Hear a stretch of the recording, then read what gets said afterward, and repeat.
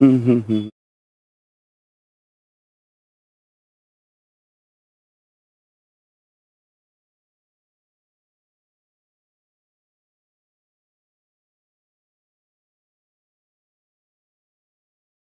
नमस्कार दोस्तों, एक बार फिर से स्वागत है आपका एक और नए लाइव सेशन में। कैसे हैं आप?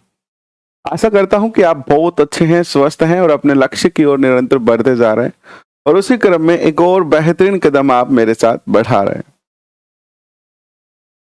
रीट मुख्य परीक्षा एसएसटी के लिए हम चर्चा कर रहे हैं। भारतीय अर्थव्यवस्था टॉपिक को हमने पूरा कर लिया है और जो नेक्स्ट आपकी यूनिट है, जो कि आपके लिए नई हो सकती है, वो है मुद्रा एवं बैंकिंग। मुद्रा और बैंकिंग में हमने कल सामान्य परिचय देखा था कि मुद्रा क्या होती है, बैंकिंग क्या होती है। आज इसकी जो दूसरी यूनिट है, यानी इस यूनिट का जो दूसरा टॉपिक है, कल हमने मुद्रा के आधुनिक रूप की चर्चा की थी। आज हम चर्चा करेंगे साख की विभिन्न स्थितियां। साख क्या है, साख को किस तरीके से बनाया जाता है, साख की विभिन्न स्थितियां क्या है, इस पर आज के इस सेशन में अपन जो है विस्तार से चर्चा करने वाले हैं। तो कैसे हैं जया सैनी जी, एस गोदारा जी, महेश जी, स्वागत आपका। उपुप जाट, आपका भी बहुत बहुत स्वागत। रेखा बिश्नोई, प्रमोद, पूनम और मीरा मीना जी, आप सबका हार्दिक स्वागत, अभिनंदन, जय श्री राम। आइए करते हैं शुरुआत आज के सेशन की। राकेश कुमार, आपका भी बहुत बहुत स्वागत, अभिनंदन। यूनिट क्या है हमारी आज की? टॉपिक जो है हमारा क्या है? साख निर्माण की प्रक्रिया, यही है टॉपिक। या साख साख की विभिन्न स्थिति कह लीजिए, या साख निर्माण।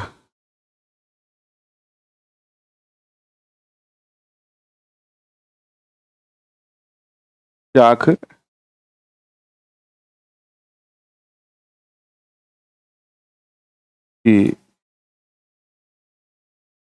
प्रक्रिया, साख निर्माण की प्रक्रिया।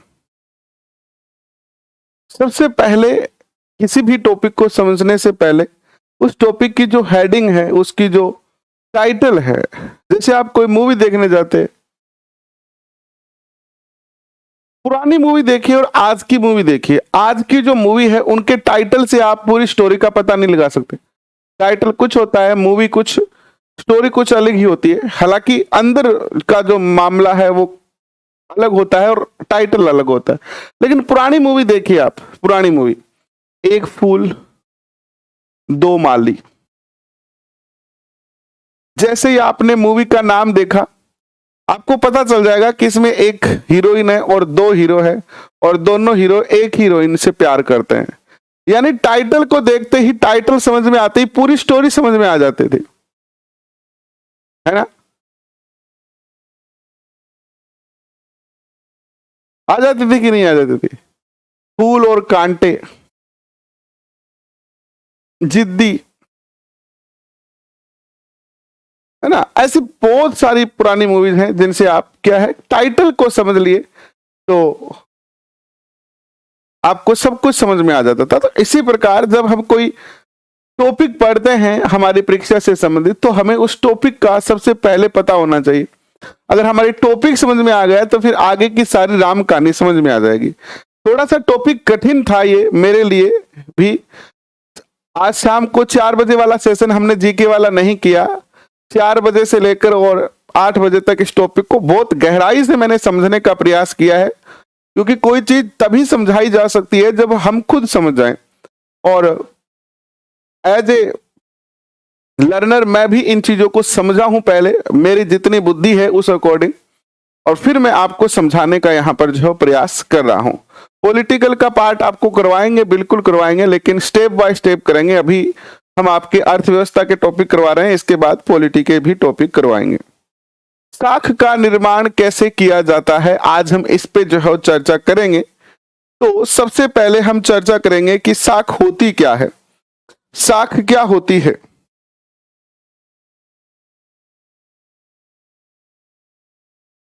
इसको समझने से पहले इस बात को समझना होगा कि हमारे देश में जो बैंक है, वो दो तरीके के बैंक है।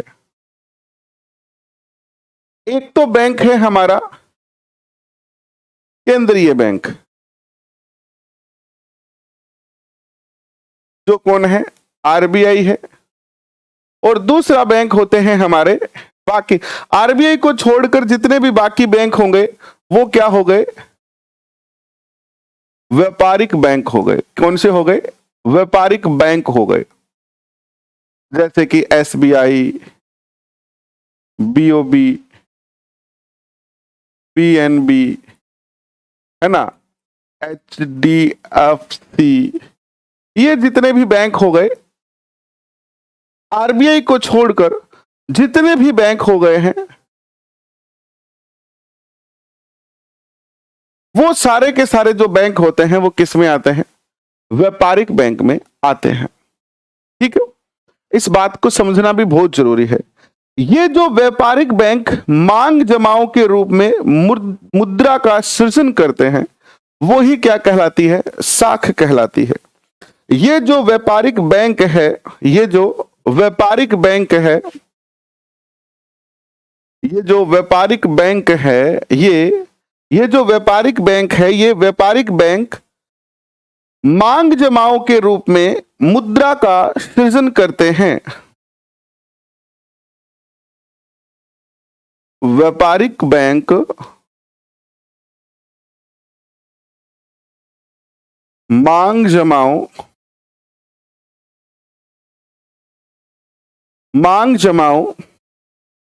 के रूप में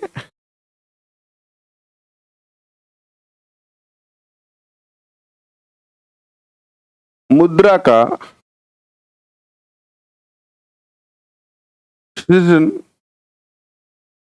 करते हैं। हम बात कर रहे हैं साख का निर्माण कैसे होता है, लेकिन उससे पहले हम यह समझने का प्रयास कर रहे हैं कि साख क्या होती है। साख एक तरीके से आपकी वैल्यू है, एक तरीके से आपकी क्या है, अगर इसको मारवाड़ी भाषा में समझें तो आपकी वैल्यू क्या है। जैसे मान लीजिए, एक शादी का उदाहरण देता हूं। एक लड़की के पिता एक लड़के के घर पे जाते हैं, तो लड़के के पिता से पूछते हैं कि ठीक है जी, बताओ टाबर के बारे में। तो लड़के के पिता कहेंगे कि भाई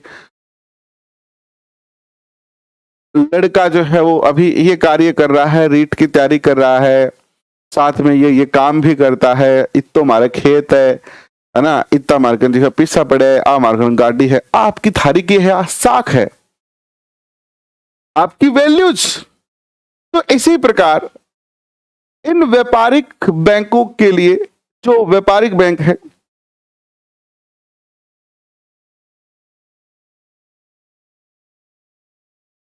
इनकी भी एक साख होती है कि कौन सा व्यापारिक बैंक कितना पैसा उधार दे सकता है, कौन सा व्यापारिक बैंक कितना ज्यादा बड़ा है। जिसकी साख ज्यादा होगी, यानी जिसकी उधार देने की क्षमता ज्यादा होगी, साख यानी उधार देना। और सीधे सीधे शब्दों में अगर आप समझना चाहें तो उधार देने की क्षमता, किसी बैंक की उधार देने की क्षमता कितनी है, यही तय करती है कि उसकी साख क्या है।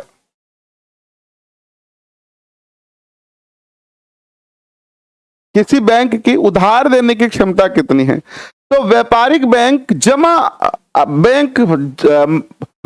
बैंक मांग जमाओं के रूप में मुद्रा का सृजन करता है। ठीक है, मुद्रा का सृजन करता है और अपनी साख का निर्माण करता है।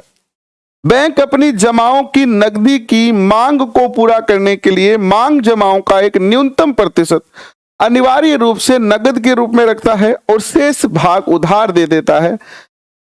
इस भाग को वैध कोष अनुपात या LRR जो है वो कहा जाता है। अभी हम साख की परिभाषा भी पढ़ेंगे। उधार देने की क्षमता पूरी अर्थव्यवस्था के इर्द गिर्द जो है वो घूमती है, यानी पूरी अर्थव्यवस्था ये साख के ही चारों ओर जो है वो घूमती रहती है।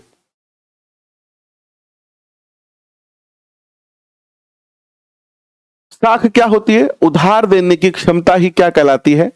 साख कहलाती है। उधार देने की क्षमता क्या कहलाती है? साख कहलाती है। किसी बैंक की उधार देने की क्षमता ही क्या कहलाती है? साख कहलाती है। नेक्स्ट लिखो, इसमें आप एक बात लिखो। आप क्या लिखोगे? लिखो कि बैंक अपने जमाकर्ताओं की नकदी की मांग को पूरा करने के लिए बैंक अपने जमाकर्ताओं की नकदी की मांग को पूरा करने के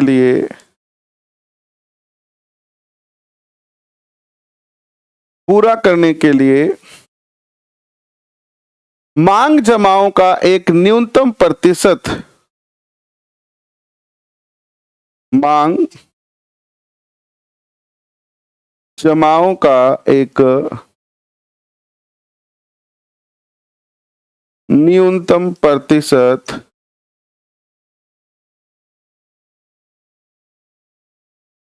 अपने पास अनिवार्य रूप से नकद के रूप में रखता है। न्यूनतम प्रतिशत अनिवार्य रूप से नकद के रूप में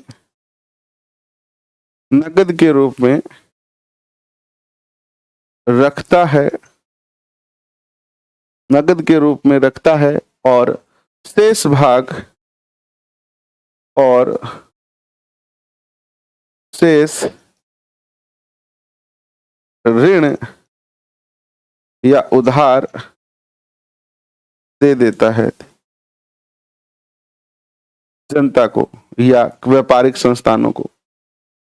इस भाग को वैध कोष अनुपात कहते हैं। आगे लिखो, इस भाग को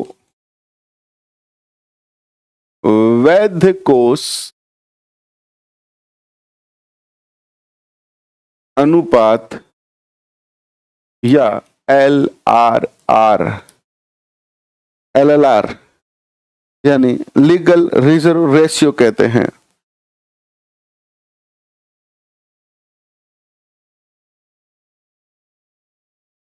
रिजर्व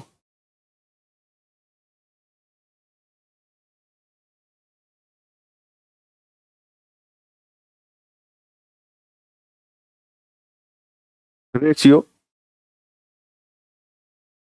कहते हैं।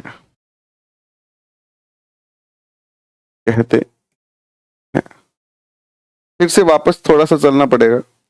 हमने पढ़ा कि साख निर्माण की प्रक्रिया कैसे होती है, कैसे बैंक साख निर्माण करते हैं। कोई भी जो बैंक होता है, बैंक की साख क्या कहलाती है? जैसे बैंक के पास जो है वो, जब भी कोई नया बैंक खुलता है तो उसके पास एक मिनिमम पूंजी होती है। ठीक है, जैसे कोई बैंक है उसके पास 5 लाख रुपए है, लेकिन बैंक के पास ये तो 5 लाख रुपए जमा है, लेकिन बैंक लोन जो दे सकता है वो 50 लाख का दे सकता है। बैंक खुलते ही एक व्यक्ति आ गया उसके पास, बोलो भाई साहब मैंने 50 लाख रुपए का लोन चाहिए, तो बैंक क्या ऐसा थोड़ी कह देगा कि हमारे पास तो 5 लाख रुपए ही है।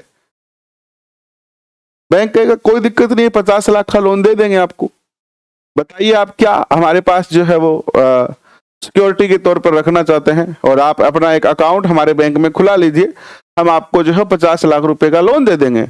अब आप कहोगे कि सर ये कैसे हो सकता है, बैंक के पास तो 5 लाख रुपए ही है, ये 50 लाख रुपए कैसे दे सकता है? भाई अगर मेरी जेब में 5 रुपए है या मेरी जेब में 10 रुपए है, तो मैं फिर कैसे जो है वो किसी को 100 रुपए दे सकता हूं? जेब में 10 रुपए हैं लेकिन मैं किसी को 100 रुपए दे सकता हूं क्या? ये तो गुरुजी बावली बात कर लगे थे। तो किया देश के कोई आदमी हम नहीं दे सकते, इंसान हम जो सामान्य व्यक्ति है हम नहीं दे सकते, बिल्कुल सत्य बात है। हमारी जेब में अगर 10 रुपए है तो हम 10 रुपए क्या, 10 रुपए से ज्यादा 11 रुपए भी नहीं दे सकते, 10 तक दे सकते हम। लेकिन बैंक जो है वो दे सकता है, बैंक दे सकता है।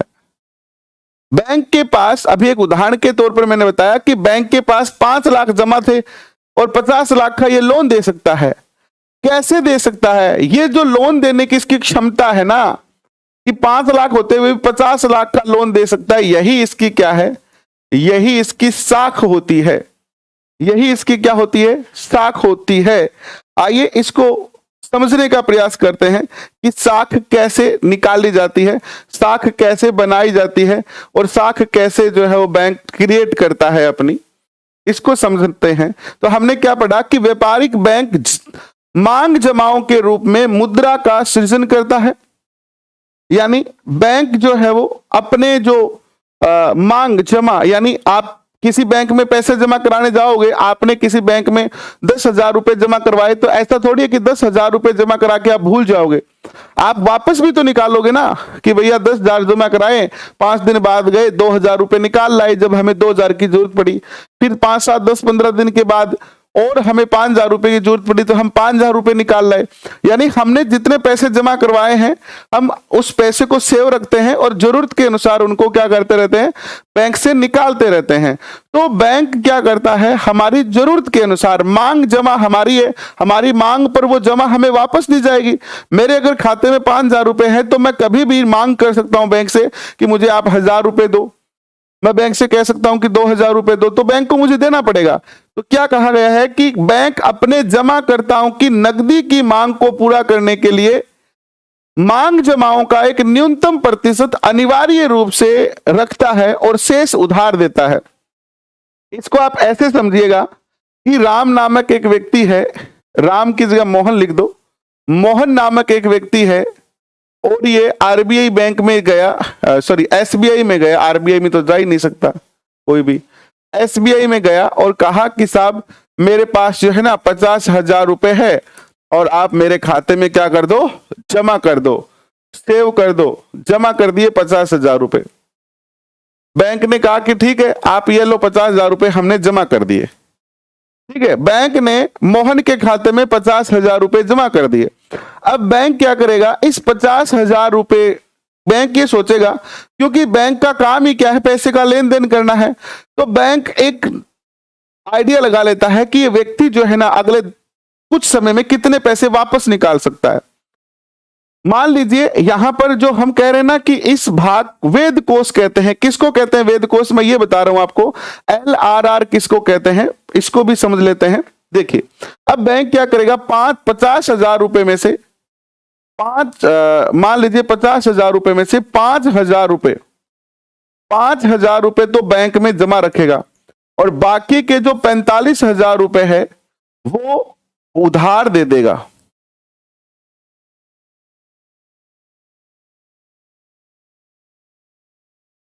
किसी भी, जैसे मान लो मोहन ने तो 50,000 रुपए जमा करवाए और सोहन नामक एक व्यक्ति आया, उसने कहा कि साहब मैंने 45,000 रुपया को लोन दे दो, तो ये 45,000 रुपए का लोन किसको दे दिया, इसने सोहन को दे दिया और ये 5,000 रुपए उसने अपने पास सेव रख लिए, किसने, एसबीआई ने। ये क्या है, ये जो 5,000 रुपए है ये क्या है, ये है आपकी LRR, लीगल रिजर्व रेशियो। जो कौन तय करता है कि कितनी रुपए आपको अपने पास रखने हैं, ये एसबीआई तय करता है, सॉरी आरबीआई तय करता है कि कोई भी बैंक अपने पास कुल जमा का कितना प्रतिशत राशि जो है वो जमा रखेगा, कितना प्रतिशत राशि जो है वो जमा रखेगा। ये कौन तय करता है, ये कौन तय करता है,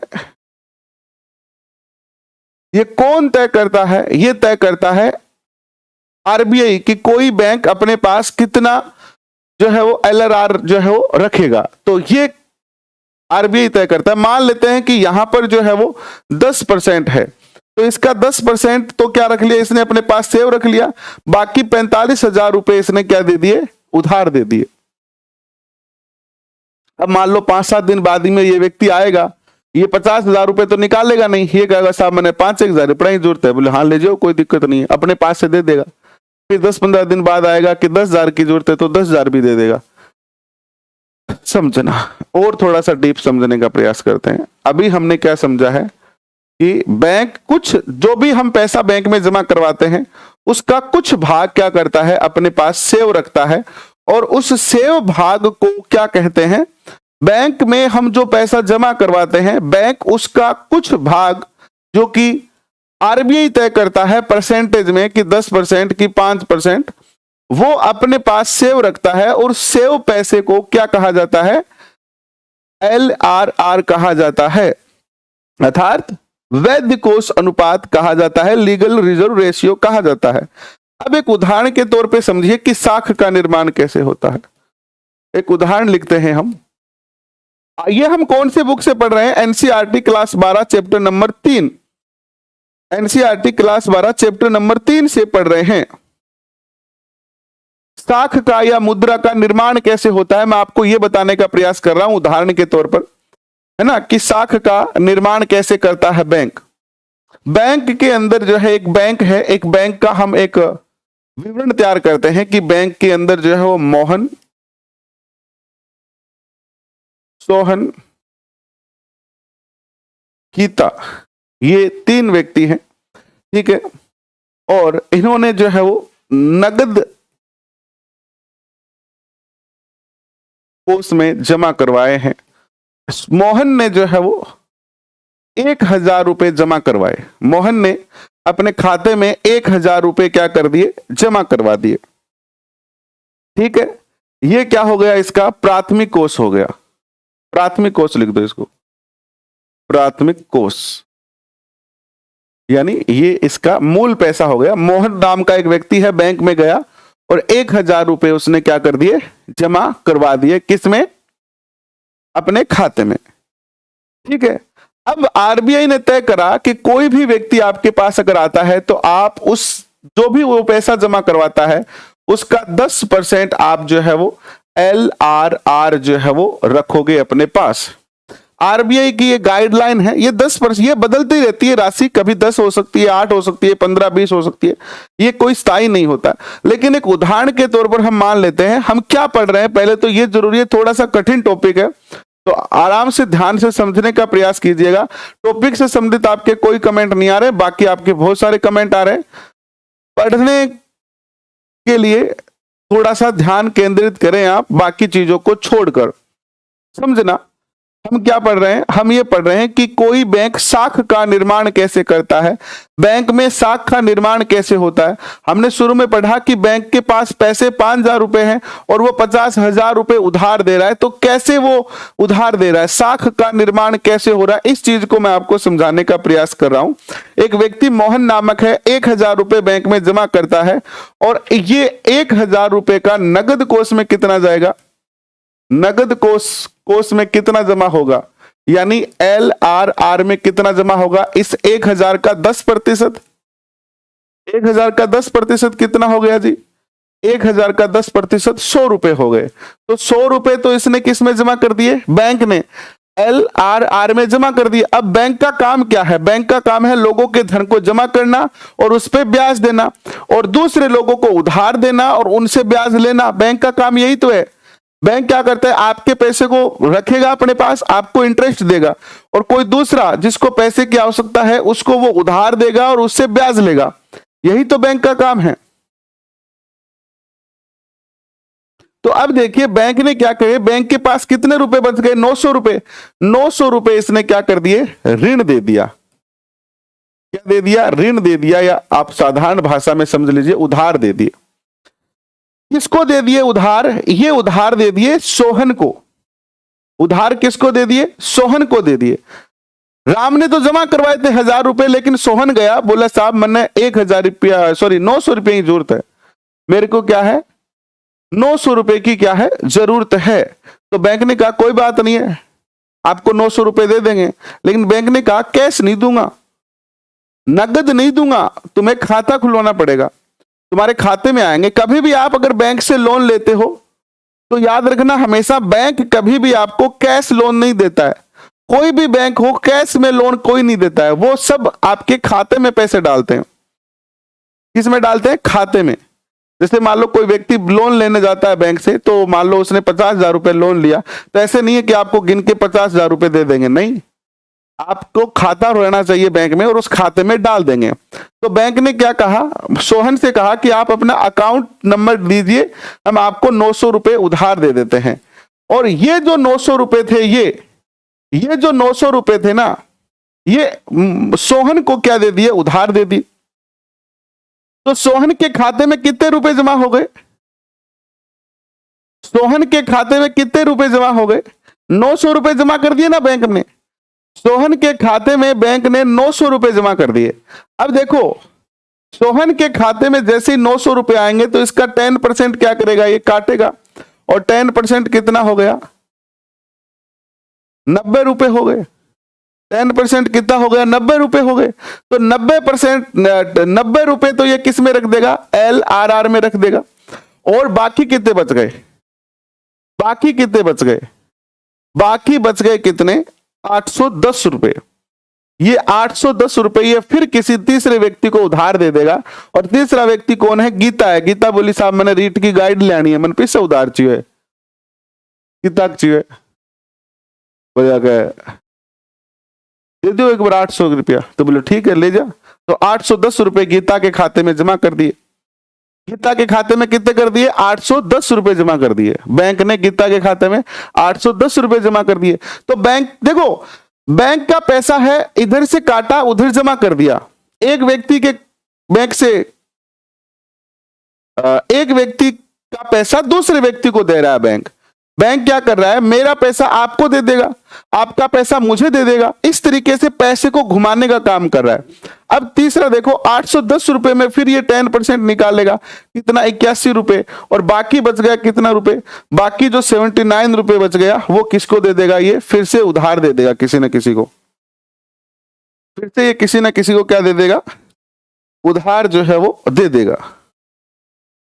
कितने बच गए ये 81 निकालने के बाद,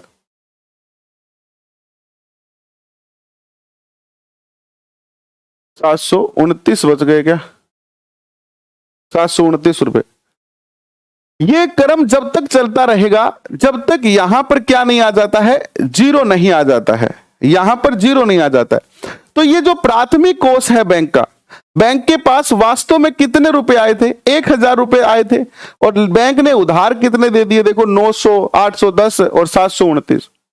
तो हम मान लेते हैं, एक सूत्र है इसके लिए, एक सूत्र है। क्या सूत्र है देखना, सूत्र यह है कि नगद कोष कुल मुद्रा निर्माण करने का सूत्र है। कुल मुद्रा निर्माण का सूत्र क्या है, सूत्र यह है कि नगद कोष मल्टीप्लाई 1/LRR। ठीक है, नगद कोष कितना रुपए है इसके पास, 1000 रुपए है। इस सूत्र को मैं यहां पर रख रहा हूं। नगद रुपए कितने हैं इसके पास, 1000 रुपए। 1000 रुपए का करो, एक ऊपर आ गया। और LLR कितनी लिखी है हमने यहाँ पर, 10% लिखी है LRR। तो ये 10% रखो आप यहाँ पर। तो इसको अगर आप सरल करोगे तो ये आ जाएगा 1000 मल्टीप्लाई 100/10। 1/10 को परसेंट है ये, तो 1/10 को हम सरल करके ये लिख सकते हैं, जीरो में से जीरो उड़ा देंगे तो कितना आ जाएगा, 10,000 रुपए आ जाएगा। तो बैंक का प्राथमिक कोष कितना आ गया, देखो हमने सूत्र से निकाल दिया। बैंक का प्राथमिक कोष 10,000 रुपए आ गया। और 10,000 रुपए का 10% ये क्या रखेगा, सेव रखेगा। तो 1000 रुपए ये क्या कर देगा, अपने पास रखेगा। और 9,000 रुपए ये क्या कर सकता है, दे सकता है किसी को लोन पर।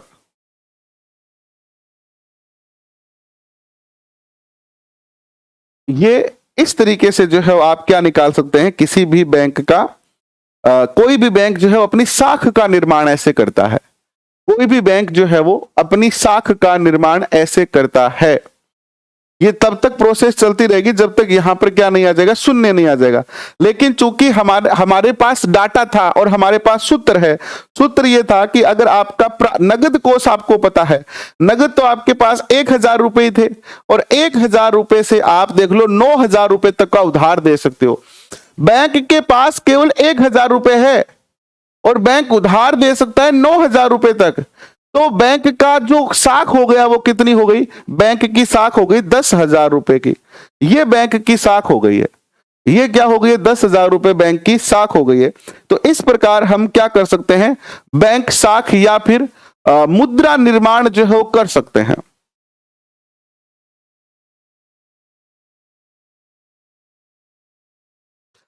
देखिए जितेंद्र जी, बैंक का ये नियम है कि अगर आप बैंक से कोई भी ट्रांजैक्शन करोगे तो आपको वो कैश में, लोन तो कभी भी कैश में देंगे ही नहीं आपको, लोन कभी भी कैश में नहीं दिया जाता, ये बैंक का रूल है। क्योंकि मान लीजिए बैंक ने कैश में दे दिया तो तुरंत वो पैसा खत्म हो जाता है। बैंक, वो बैंक का रूल बना हुआ है ऐसा, क्योंकि उसे अपनी साख भी तो दिखानी है, तो साख दिखानी है, इसलिए वो क्या करेगा? बैंक खाते में ट्रांसफर करेगा, और खाते में ट्रांसफर करेगा इसलिए वो क्या कर सकता है? साख का निर्माण कर सकता है। तो बैंक हमेशा जो है आपको रूल लिख दो ये कि बैंक उधार नकदी के रूप में नहीं देता है, लिख लो कि बैंक कभी भी उधार नगद नहीं देता है, यह हमेशा खाता खोलकर ही क्या देता है? आपको उधार देता है, और आपके उधार का LRR काट कर ये अन्य व्यक्ति को भी उधार दे देता है। तो ये पूरी प्रोसेस जो है वो चलती है। अब इस प्रोसेस के आधार पर आपको एक बात समझ में आई क्या? इस प्रोसेस में आप देखना कि गौण जमा का निर्माण ही क्या है? साख है। ये आपकी मुख्य जमा है, ये आपकी क्या है? प्राथमिक जमा है या मुख्य जमा है, और ये आपकी क्या है? गौण जमा है।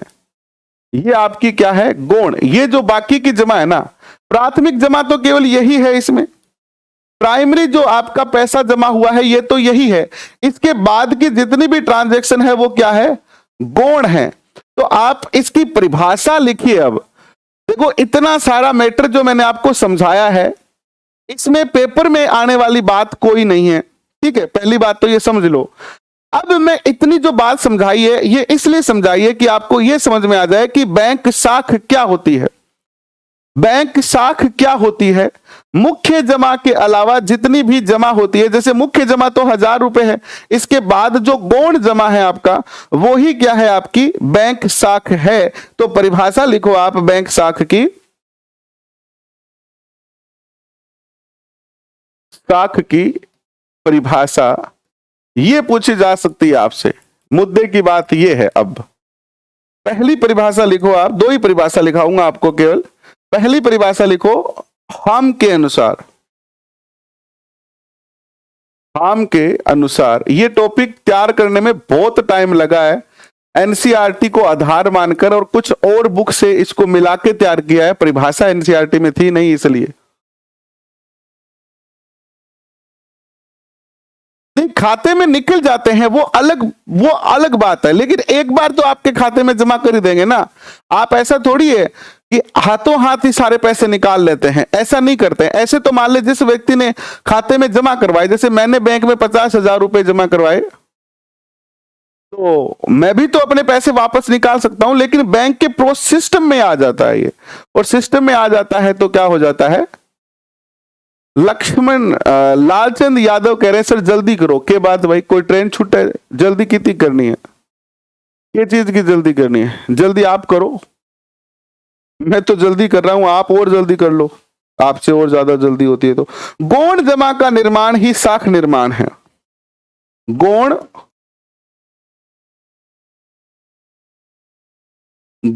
जमा का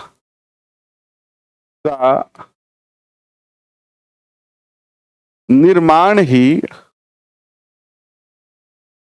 साख जमा है। गौण जमा का निर्माण ही क्या है? साख जमा है। गौण जमा का निर्माण ही क्या है? साख है, साख है। गौण जमा का निर्माण ही क्या है? साख है। क्या कहलाता है? साख कहलाता है। कोई बैंक कितनी ज्यादा गौण जमा कर पाता है, यही उसकी क्या कहलाती है? साख कहलाती है। ठीक है, दूसरी परिभाषा लिखो किन्स के अनुसार। किन्स के अनुसार,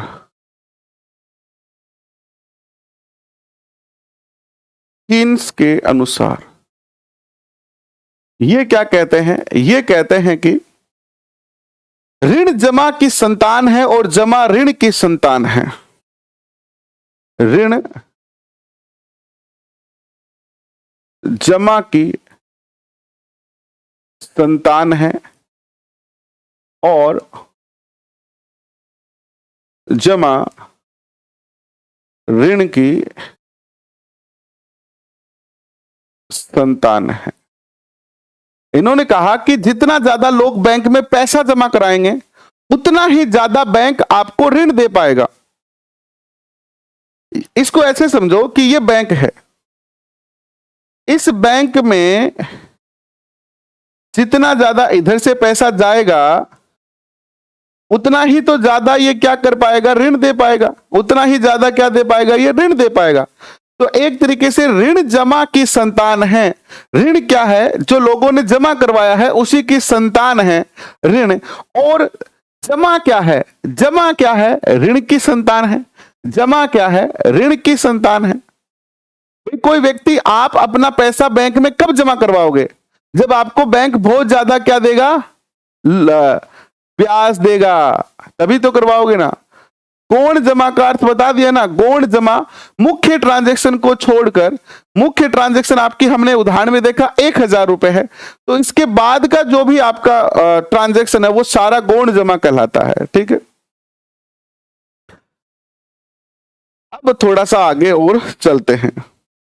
परिभाषा आपने लिख ली है। ये हो गया साख का निर्माण करना।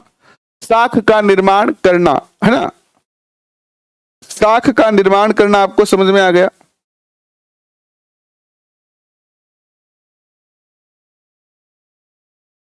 साख का निर्माण करना जरूरी क्यों है, ये नहीं पूछा किसी ने। गुरुजी के जरूरी है साख को निर्माण करना, जो साख को निर्माण नहीं हो तो क्या फर्क पड़ेगा। देखिए, बैंक की साख का निर्माण करना अति आवश्यक है, क्योंकि साख का जितना ज्यादा निर्माण होगा उतना ही ज्यादा मार्केट में पैसा होगा। मार्केट में पैसा उतना ही ज्यादा होगा। लोगों के पास जितना ज्यादा पैसा होगा उतनी ज्यादा जो है अर्थव्यवस्था के अंदर क्या आएगी, अर्थव्यवस्था जो है वो आपकी ऊपर उठेगी। अधिक मांग होगी, कीमत अधिक होगी। जितना ज्यादा लोगों के पास पैसा होगा उतनी महंगाई भी बढ़ेगी, याद रखना। आगे पढ़ेंगे हम कि ये जो साख है इसको नियंत्रित करना भी बहुत ज्यादा जरूरी है। ऐसे तो आप कहोगे कि सर अगर मान लो कोई बैंक है, बैंक की मूल राशि तो 1000 रुपये, वो 9000 रुपए तक का लोन दे रहा है। ऐसे तो बैंक जो है ना बहुत ज्यादा लोगों को लोन दे देगा, और बहुत ज्यादा लोन दे देगा तो फिर जो है वो मार्केट में बहुत ज्यादा पैसा आ जाएगा, तो सब लोगों के पास पैसा आ जाएगा, तो ये खतरनाक स्थिति भी बन सकती है। तो आरबीआई क्या करता है, इस साख को नियंत्रित रखता है। अगर साख बहुत ज्यादा हो गई बैंकों की तो मार्केट में बहुत ज्यादा पैसा आ जाएगा, और अगर बहुत ज्यादा पैसा आ जाएगा तो इससे महंगाई बढ़ेगी। इससे जो है वो क्या बढ़ेगी, महंगाई बढ़ेगी। और इस स्थिति को मुद्रास्फीति कहते हैं। मुर्दा बोल रहा हूं, इस स्थिति को क्या कहते हैं, मुद्रास्फीति कहते हैं, या अर्थव्यवस्था की तेजी कहते हैं इसको। इसे अधिक कीमत कहते हैं, अधिमांग भी कहते हैं। ठीक है, इन नामों से इसको जो है वो जाना जाता है।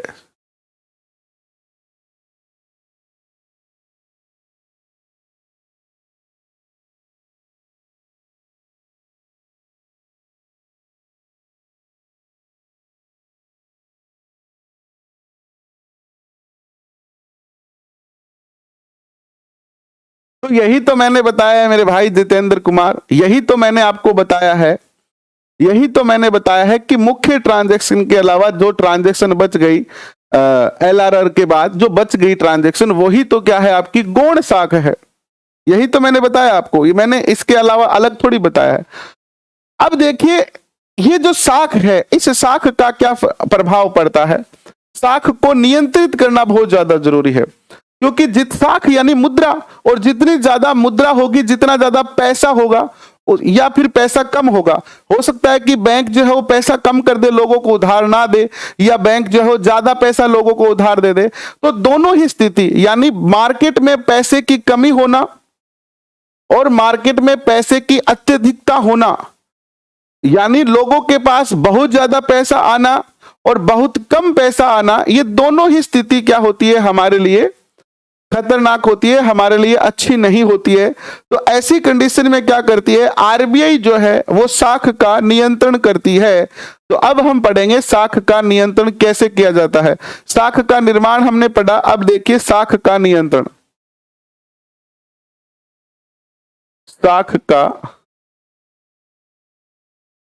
नियंत्रण पहले तो करता कौन है, तो इसको आरबीआई करता है, ठीक है। रिजर्व बैंक ऑफ इंडिया जो है वो साख का निर्माण करता है, क्योंकि रिजर्व बैंक इंडिया ही एक ऐसी भारत में संस्था है, भारत का केंद्रीय बैंक है, जो क्या करता है पैसे जारी करता है प्लस पैसे पर नियंत्रण रखता है। मुझे बड़ी शर्म आ रही है आपके कमेंट के जवाब देते हुए, और मैं ऐसे मुझे फील आ रहा है कि यार हम क्यों कर रहे हैं ऐसा, क्यों पढ़ा रहे हैं। आज सिलेबस आए हुए इतना समय हो गया है ना, 5-7 दिन हो गए हैं, और पेपर में आपके पास मुश्किल से 4 से 5 महीने बचे हैं, और आप मुझसे ये पूछ रहे हो क्लास में आके कि ये टॉपिक हमारे सिलेबस में है क्या। ये एक अच्छे अध्यापक के या एक सफल होने वाले व्यक्ति के गुण तो नहीं लग रहे हैं भाई। आपने सिलेबस नहीं देखा, बड़े अचंभे की बात है। आपने सिलेबस नहीं देखा, ये बड़े अचंभे की बात है। मैं तो नहीं बताऊंगा कि ये टॉपिक में है कि नहीं है। आपको अगर लगता है टॉपिक में है तो पढ़ लेना सिलेबस में देख के, नहीं अगर सिलेबस नहीं देखा तो आप क्लास से चले जाए। जब आपको यही नहीं पता कि मैं टॉपिक में है, ये टॉपिक हमारे है कि नहीं है, तो फिर पढ़ने का क्या फायदा है। ऐसे क्या नींद में जाग के आए हो आप, बड़े शर्म आने की बात है, आपको टॉपिक ही नहीं पता है। चलिए साख का नियंत्रण कैसे करेंगे, पहले ये जान लेते हैं कि साख का नियंत्रण करना क्यों जरूरी है। थोड़ा सा एक रफली जान लेते हैं। साख यानी साख का अर्थ क्या हो गया, साख का अर्थ क्या हो गया, पैसा। पैसा यानी मुद्रा, मुद्रा या साख का एक उधार देने की क्षमता भी कह सकते हो आप, उधार, ऋण, इन नामों से जानते हो। तो ये जो साख है इसका नियंत्रण क्यों जरूरी है, क्यों इस पे नियंत्रण रखना जरूरी है, नियंत्रण क्यों। तो देखिए ये क्या है, हमारा बाजार है। बाजार मीन आप सब लोग, जहां हमारा समाज है बाजार है, और साख को कौन प्रभावित करता है सबसे ज्यादा, साख को सबसे ज्यादा प्रभावित कौन करता है, साख को सबसे ज्यादा प्रभावित करता है व्यापारिक बैंक। नोट लगा के लिखना चाहो तो लिख सकते हो आप। साख को सबसे ज्यादा व्यापारिक बैंक प्रभावित करते हैं। कैसे, व्यापारिक बैंक कौन से होते हैं, आरबीआई को छोड़कर जितने भी बैंक होते हैं वो सारे व्यापारिक बैंक होते हैं। आपके घर में, आपके घर के आसपास, आपके गांव में, आपके शहर में जो भी बैंक आपको दिखाई दे रहा है वो सारे के सारे क्या हैं, वो सारे के सारे बैंक जो है वो क्या है, व्यापारिक बैंक है।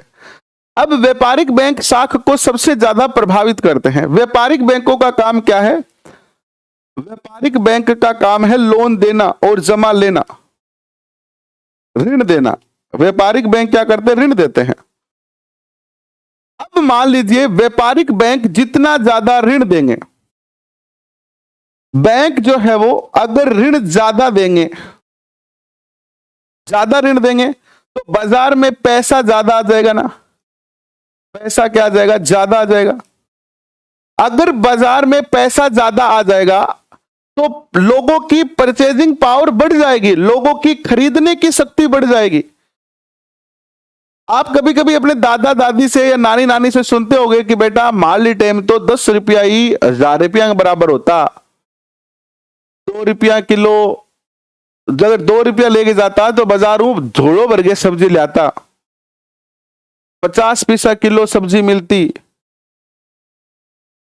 है ना। कई बार ऐसे शब्द सुनते होंगे आप अपने परिवार में किन्हीं न किन्हीं सदस्यों से, तो आपके दिमाग में ये नहीं आता होगा कि यार उस टाइम इतना सस्ता कैसे था। उस टाइम लोगों के पास पैसा नहीं था, मार्केट में पैसा नहीं था, और मार्केट में पैसा नहीं होगा तो लोग खरीदारी कैसे करेंगे, और जब खरीदारी नहीं करेंगे तो क्या हो जाएगी, वस्तुओं की मांग कम हो जाएगी, और वस्तुओं की मांग कम हो जाएगी तो उद्योग वस्तुएं बनानी बंद कर देंगे, और उद्योग वस्तुएं बनाएंगे नहीं तो मजदूरों की आवश्यकता नहीं होगी और बेरोजगारी बढ़ जाएगी। फिर से समझना इस बात को, फिर से समझना कि बैंकों का काम क्या है, ऋण देना।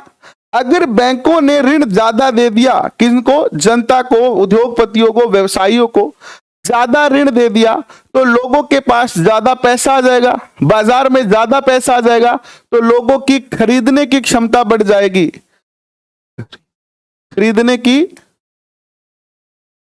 क्षमता बढ़ जाएगी, है ना। खरीदने की क्षमता अगर बढ़ जाएगी तो क्या हो जाएगी, मान लीजिए कि एक वस्तु है बाजार में और खरीदने वाले 5 है, तो उस वस्तु की मांग बढ़ेगी। फिर अगर खरीदने वालों की संख्या ज्यादा होगी तो वस्तुओं की क्या बढ़ जाएगी, मांग बढ़ जाएगी। वस्तु की क्या बढ़ जाएगी, वस्तु की मांग बढ़ जाएगी, और वस्तु की मांग बढ़ जाएगी तो फिर महंगाई बढ़ेगी। जैसे देखते हो ना, सर्दियों में अभी प्याज सस्ते मिल रहे थे इतने दिन तक, है ना, 15 रुपए किलो, 8 रुपए किलो, 7 रुपए किलो। हमने 7 रुपए किलो में 2 कट्टे घर पे गिरा लिए थे, तो 7-8 रुपए किलो प्याज मिल रहे थे। जैसे ही सर्दियां आएगी ना, सर्दियों में प्याज की कीमत बढ़ जाती है, 60 रुपए किलो, दिसंबर जनवरी के करीब 70 रुपए 80 रुपए किलो, क्योंकि प्याज खरीदने वाले लोग ज्यादा हैं और प्याज कम है। वस्तुओं की मांग बढ़ेगी तो फिर महंगाई बढ़ेगी, और महंगाई बढ़ेगी तो जो गरीब लोग हैं उनको नुकसान हो जाएगा। भाई जो ज्यादा पैसे कमाते हैं उनको तो दिक्कत नहीं होगी, लेकिन गरीब लोगों को तो दिक्कत होगी ना, गरीब लोग तो नहीं खरीद पाएंगे ना। तो ऐसे अर्थव्यवस्था में बहुत ज्यादा बड़ा दिक्कत आ जाएगा। तो बहुत ज्यादा ब्याज देने से और कम ब्याज देने से, दोनों ही कंडीशन में क्या होगी, अगर ब्याज ज्यादा दी जाएगी ना, अगर ब्याज ज्यादा दिया जा रहा है तो महंगाई हो जाएगी, महंगाई। और इस स्थिति को क्या कहते हैं, इस स्थिति को कहते हैं मुद्रास्फीति कहते हैं। क्या कहते हैं इस स्थिति को, मुद्रास्फीति कहते हैं, मुद्रास्फीति। लेकिन अगर मान लो ये जो व्यापारिक बैंक है ये अपना ब्याज ये जो ऋण है वो कम कर दे कि हम जनता को लोन नहीं देंगे, कम ही लोन देंगे, लोन हम नहीं देंगे।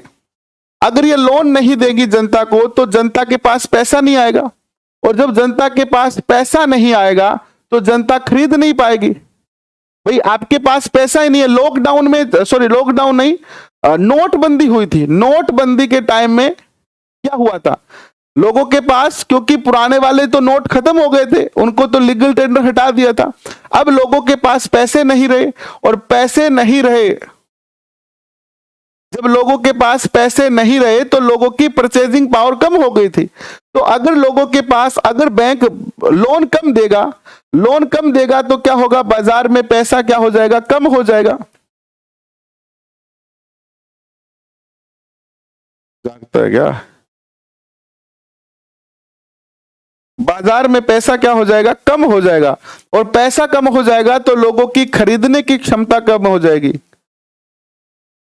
खरीदने की क्षमता कम हो जाएगी, और खरीदने की क्षमता कम हो जाएगी तो वस्तुओं की मांग कम हो जाएगी, मांग कम हो जाएगी, मांग कम हो जाएगी तो निर्माण कम हो जाएगा, और निर्माण कम हो जाएगा तो फैक्ट्रियां बंद हो जाएगी, और फैक्ट्रियां बंद हो जाएगी तो क्या हो जाएगी, बेरोजगारी बढ़ जाएगी। तो अगर दोनों ही कंडीशन, बेरोजगारी बढ़ेगी, तो इन स्थिति को, यानी ना ही तो हम साख को बहुत ज्यादा कर सकते हैं और ना ही साख को बहुत कम कर सकते हैं। यानी साख को संतुलित रखना, साख को नियंत्रित रखना बड़ा ही आवश्यक होता है, ताकि हमारी जो अर्थव्यवस्था है वो सुचारू रूप से क्या कर सके, चल सके। तो अब आपको यह समझ में आ गया होगा कि साख का नियंत्रण क्यों जरूरी है। आया क्या समझ में, साख का नियंत्रण क्यों जरूरी है? एक बार ईमानदारी से बताओ, आपको ये टॉपिक समझ में तो आया है क्या? जितने भी बच्चे लाइव हैं, 60-65 बच्चे ही हैं, इस टॉपिक को बनाने में, इस टॉपिक को तैयार करने में लगभग 3 घंटे लगे हैं।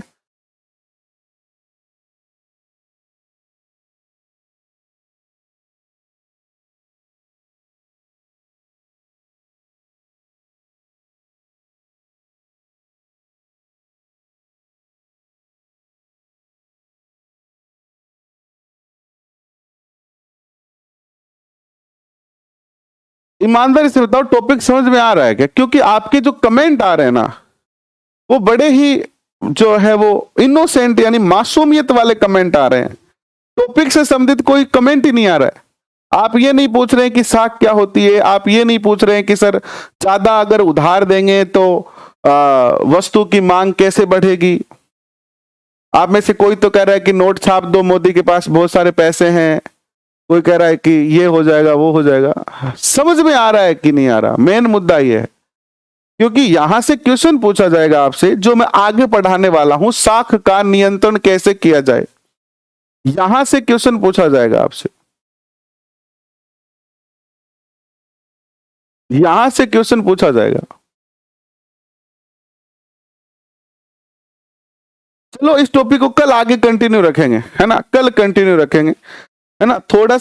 थोड़ी सी देखो, इसमें समझने वाली बात ज्यादा है। एक बार समझ में आ गया बेसिक चीजें तो फिर आपको दिक्कत नहीं आ जाएगी। क्लास 9 बजे स्टार्ट होती है। अभी के लिए बस इतना ही। आप ना, एक तो जो बच्चे, कुछ बच्चे ना मन से तैयार ही नहीं होके आते। एक तो जो बच्चा क्लास में आए ना, हालांकि यूट्यूब है, फ्री क्लास है, तो आपको इतनी ज्यादा इसकी जो है वो अहमियत नहीं है। ये बात तो मैं समझ सकता हूं, क्योंकि फ्री चीजों की अहमियत नहीं होती है। ये जो टॉपिक मैं आपको पढ़ा रहा हूं ना, जो अर्थव्यवस्था के, मुद्रा के, बैंकिंग के, इन टॉपिकों को पढ़ने के लिए आप कोचिंग में 10,000 रुपए देके जाते हो। कोचिंग में 10,000। राजस्थान जी के तो आपने पढ़ रखा है बहुत सारा, उसका क्या पढ़ना है? हिस्ट्री, ज्योग्राफी, पॉलिटी तो आप कम से कम जब से आपने तैयारी करनी शुरू की है तब से पढ़ ही रहे हो ना। मुख्य सब्जेक्ट तो आपके यही हैं। राजस्थान जी के तो अभी आपने रीट में पढ़ाई है। ये जो सब्जेक्ट में नए आपके एसएसटी में ऐड हुए हैं, ये आपके लिए महत्वपूर्ण है।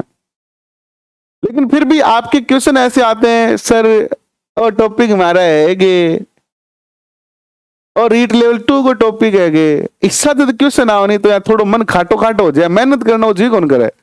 एक तो फ्री में चलो पढ़ा रहे हैं कि बच्चों का फायदा हो जाए, और बच्चे फिर ऐसे, चलो कोई बात नहीं, अब आएंगे तो आएंगे भाई, चीजों की कदर कम होती है फ्री की, ये बात जरूर है। लेकिन कोई बात नहीं है, इस टॉपिक को हम फिर से कल समझेंगे। जिनको समझ में आ गया वो तो ठीक है, जिनको नहीं समझ में आ गया कोई घबराने की जरूरत नहीं है, और समझाएंगे।